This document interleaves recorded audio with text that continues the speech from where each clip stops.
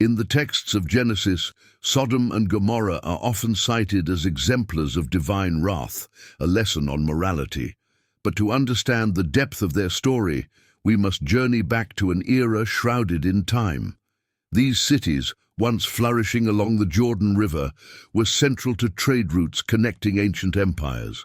Prosperity brought not only wealth, but a convergence of cultures, ideas, and, inevitably, conflicts. According to ancient scriptures, the sins of Sodom and Gomorrah extended beyond mere lust and depravity. Ezekiel mentions arrogance, apathy towards the poor, and abomination. Yet these textual insights often remain overshadowed by the more sensational aspects of their sin. Their strategic location and wealth made them pivotal in ancient geopolitics, yet this prominence may have fostered a culture where excess and exploitation overshadowed empathy and equity. As commerce thrived, so did the social disparities, setting the stage for their infamous end, as night fell on what would be their last day. Could anyone in Sodom or Gomorrah have foreseen the catastrophic end that awaited? Did any voice of reason rise above the clamor of the marketplace, warning of the moral and spiritual decay, setting the course towards destruction? Traditionally, the story of Sodom and Gomorrah is told as a tale of unchecked vice and divine punishment.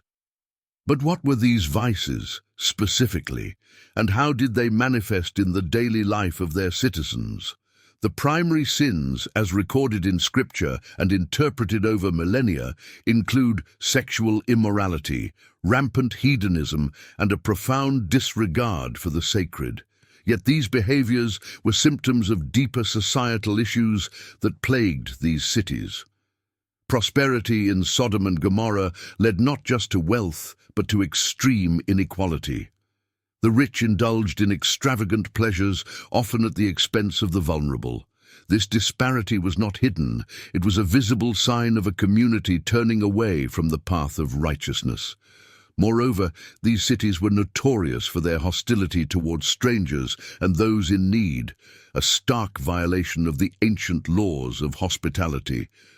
Legends tell of visitors subjected to abuse and neglect, exemplifying a society that valued wealth and pleasure over human kindness and decency. This erosion of moral and ethical values reached a tipping point, manifesting not just in private lives, but as a public spectacle.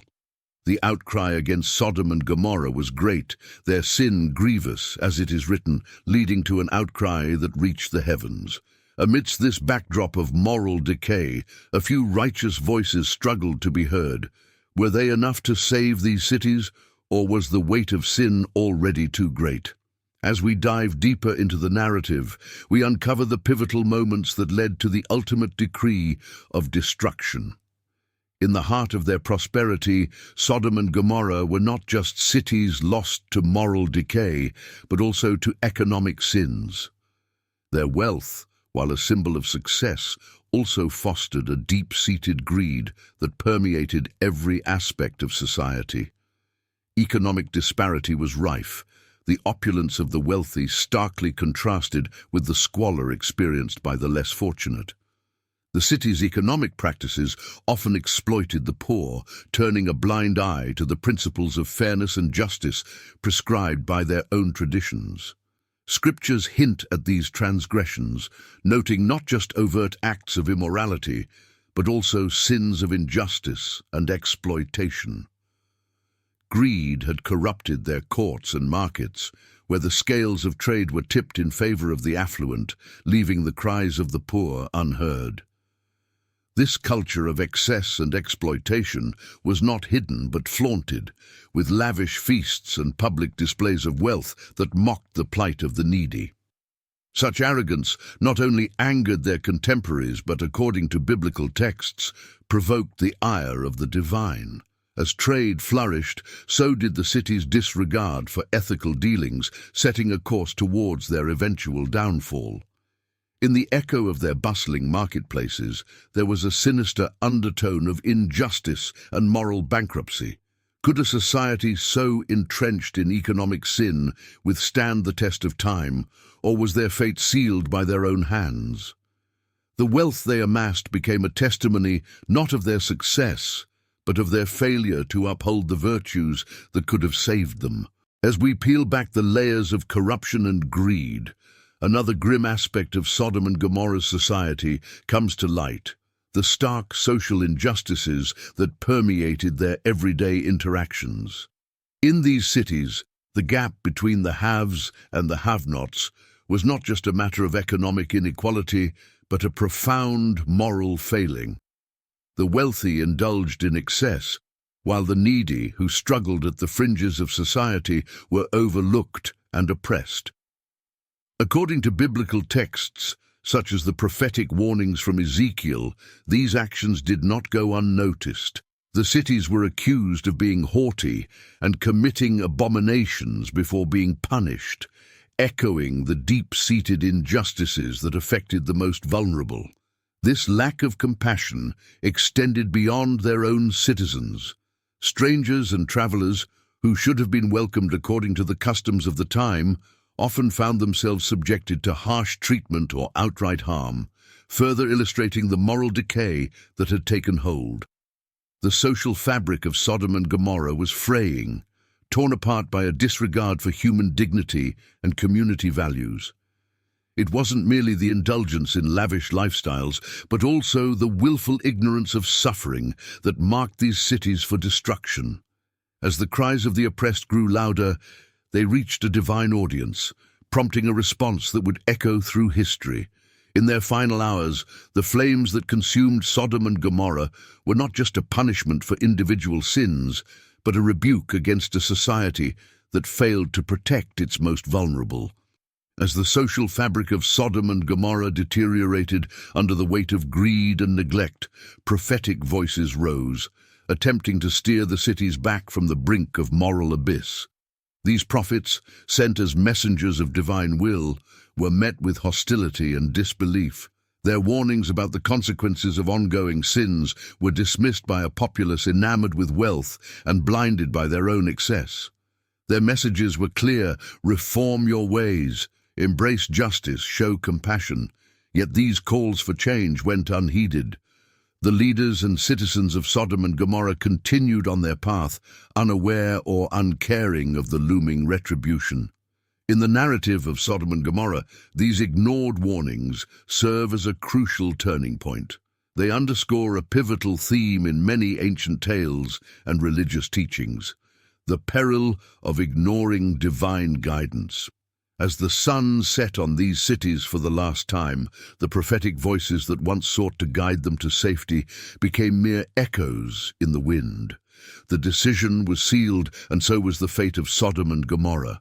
With the final hours approaching, the skies above Sodom and Gomorrah darkened, not just with the smoke of destruction, but with the heavy burden of ignored prophecies, a testament to what happens when societies turn away from paths of rectitude towards those of ruin. As the prophetic warnings went unheeded, the role of leadership in Sodom and Gomorrah comes into sharper focus. These were not merely passive overseers, they were active participants in the city's descent into chaos and corruption. The leaders of these ancient cities wielded their power with a focus on personal gain and maintaining their grip on wealth. This governance fostered an environment where ethical lines were blurred and moral decrees were overshadowed by greed. Far from being benign rulers, these leaders often exemplified the worst of their society's vices. They not only ignored the prophets, but also propagated the systemic injustices that plagued their cities. Their actions set a tone of impunity, signaling that wealth and power were shields against moral accountability. Their refusal to heed warnings or reform their ways sealed the fate of everyone within their walls. When leadership fails to protect and serve, it doesn't just fail individuals, it dooms entire communities.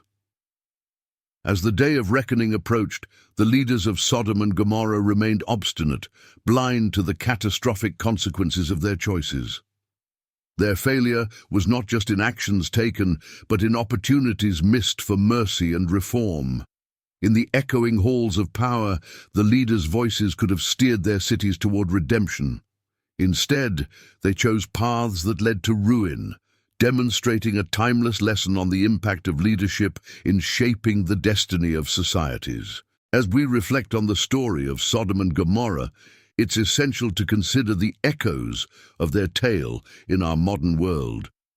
How do the themes of greed, leadership failure, and social injustice resonate today? In contemporary societies, we often witness similar patterns of behavior. The concentration of wealth and power can lead to systemic injustices, echoing the economic sins and social disparities of ancient times. Like the leaders of Sodom and Gomorrah, today's leaders in various spheres, whether political, corporate, or cultural, hold significant sway over the moral and ethical directions of our communities. The decisions they make can either perpetuate cycles of inequality and neglect or foster environments of justice and equity. The warnings of the prophets in ancient times find their counterparts in modern whistleblowers and ethical leaders who call for reform and accountability. Are we listening more attentively today, or are we, too, dismissing the signs of potential downfall? Furthermore, the environmental and societal consequences of unchecked industrial growth and economic exploitation today mirror the biblical descriptions of environmental doom as divine retribution. Are we facing our own fire and brimstone scenarios if we fail to address these issues? As we navigate our complex world, filled with its own versions of corruption and decline, what lessons can we draw from the ancient cities of Sodom and Gomorrah that might guide us toward a more equitable and sustainable future? While the stories of Sodom and Gomorrah captivate our imaginations and morals, what can the sands of time tell us about these ancient cities? Recent archaeological endeavors aim to unearth the realities that lie beneath centuries of myth and allegory. Archaeologists have identified sites near the Dead Sea that could potentially correspond to the biblical locations of Sodom and Gomorrah. These findings include structures that suggest sophisticated urban planning and a society that thrived economically. Among the remnants, researchers have discovered evidence of sudden destruction layers, with traces of intense heat and ash, which some suggest could parallel the biblical narrative of fiery divine judgment. Furthermore, the artifacts and ecofacts recovered provide clues about the daily lives of the inhabitants, their social hierarchies, and their economic activities. These tangible traces challenge us to reconsider our interpretations of the ancient texts and the moral lessons they impart. Interestingly, the geological studies in the region point to seismic activity and possible natural disasters that could have led to the obliteration of these cities. This scientific perspective offers a fascinating convergence of biblical accounts and natural phenomena. As we piece together these fragments of the past, the line between history and myth begins to blur. How do these discoveries influence our understanding of Sodom and Gomorrah's story? Are they a mirror reflecting our own societal flaws and fates?